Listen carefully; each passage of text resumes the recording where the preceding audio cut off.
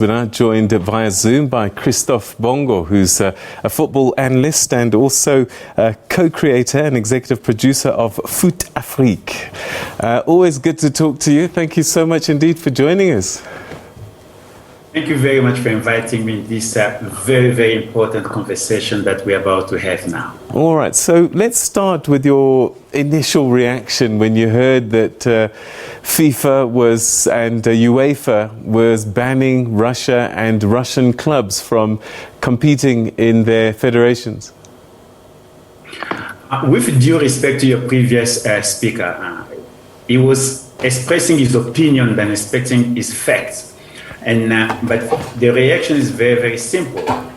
The reasons that he gave about the security of the teams that's supposed to play against Russia or what could have happened, it does not actually hold water.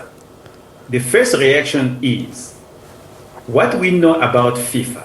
FIFA does not get involved in politics, and the FIFA bans countries because there is a political interferences.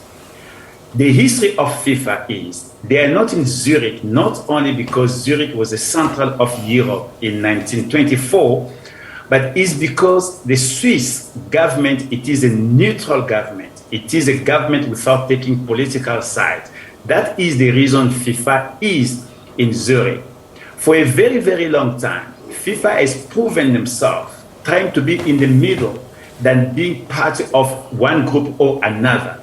So for football side, for FIFA taking this kind of a decision so quickly, one have to ask a question. Is Russia the first country to invade another one? Currently we are talking, we have the same situation in Palestine. Currently we have been talking about Sudan attacking the southern Sudan. They did not ban Sudan, they did not ban Israel.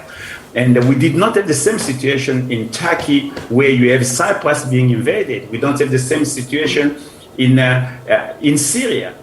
So what we are saying here is FIFA should play a real game. One can say, yes, but FIFA did ban South Africa apartheid. They did not. Maybe people don't know the history of what happened for South Africa not being part of the FIFA because of apartheid.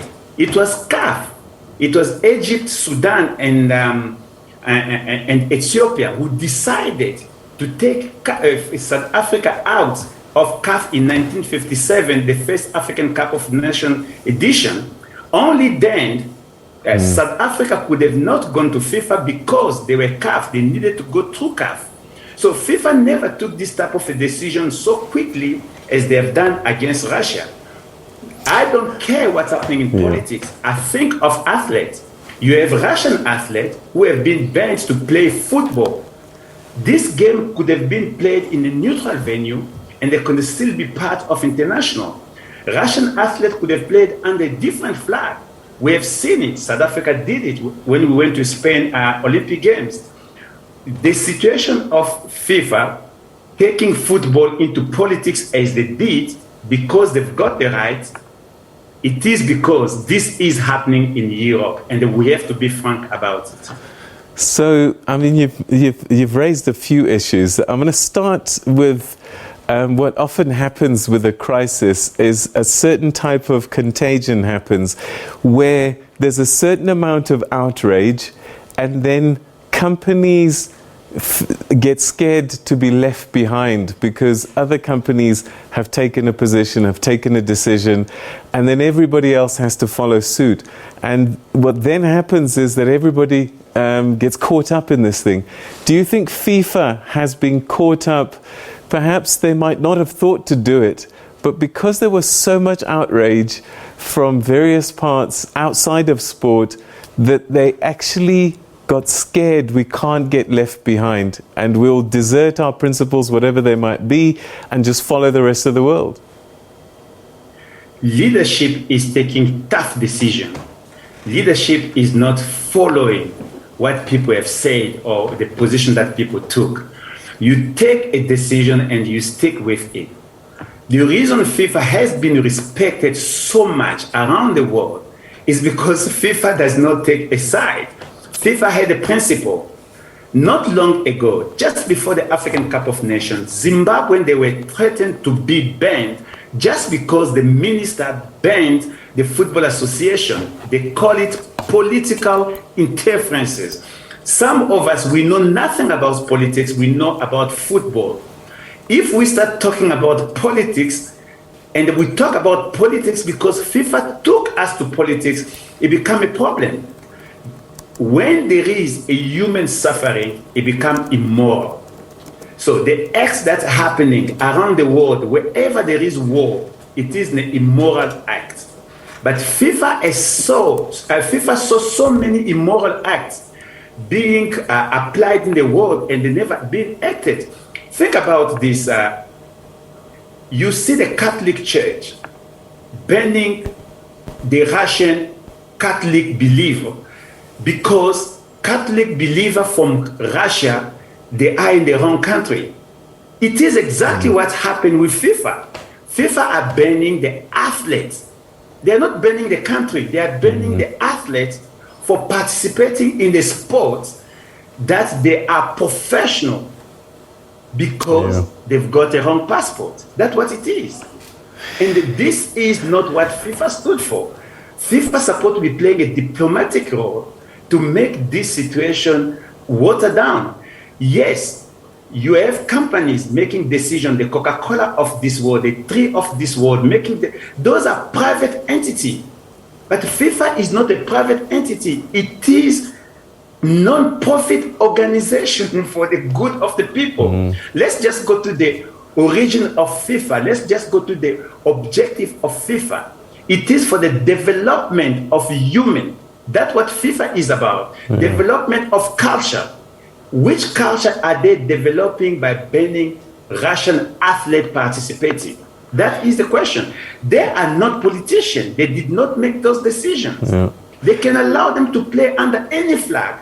But saying to them that they should not participate in the profession that they love, it does not make sense. It doesn't make sense. I mean, they also had an opportunity to follow the Olympic movement because the Paralympic Games in Beijing, Russia and Belarus have been banned, but their athletes can compete under a neutral flag, which is what you were suggesting. And with the Paralympic Games going ahead, that surely should have given FIFA, look, we're going to follow what the Paralympians have done. Let's do the same in football. This is what's happening. And as a parent, when a child does something that we don't like, we punish them. Punitive measure must have a corrective reason. What is the corrective that they are looking for here, banning athletes? What Russia will lose for the athlete not performing is not the country that will lose. It is an individual who have no power to go to their president, to tell the president, stop what you are doing. What is an athlete? What is a football player will tell the president to do? Just imagine what reason you will stop one.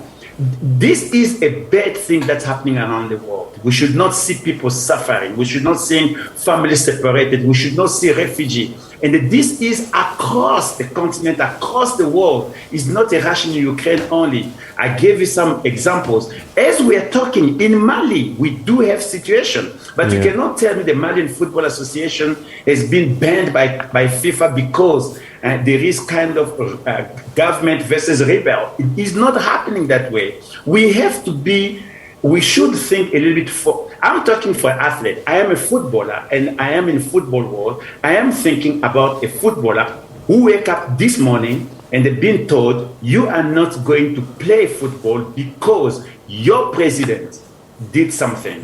And I never seen the president. I don't know what the president is thinking. Why am I being punished? It's the same thing. You are not playing football in apartheid time. You are not playing football because you are black. It is exactly the same thing that we have to think of. This is a segregation of individuals who have no power just because he or she belongs in a certain group and she or he must be punished. This is not correct. And let's talk about Chelsea Football Club, because now they've fallen into the same situation. So, as I understand it, only season ticket holders will be allowed to go and watch matches. Anybody else cannot buy a ticket to watch a match now. And, you know, I might have a child, it's his birthday in 2 weeks' time, he loves Chelsea. I can't take my child to watch his favourite football players about something that's happening in another part of the world because of the person who owns the club, which is a British club with a history in the United Kingdom. And then on top of that, I guess, the footballers as well. I mean, they've got contracts that need to be honoured. They can't be transferred. This has a huge effect, doesn't it?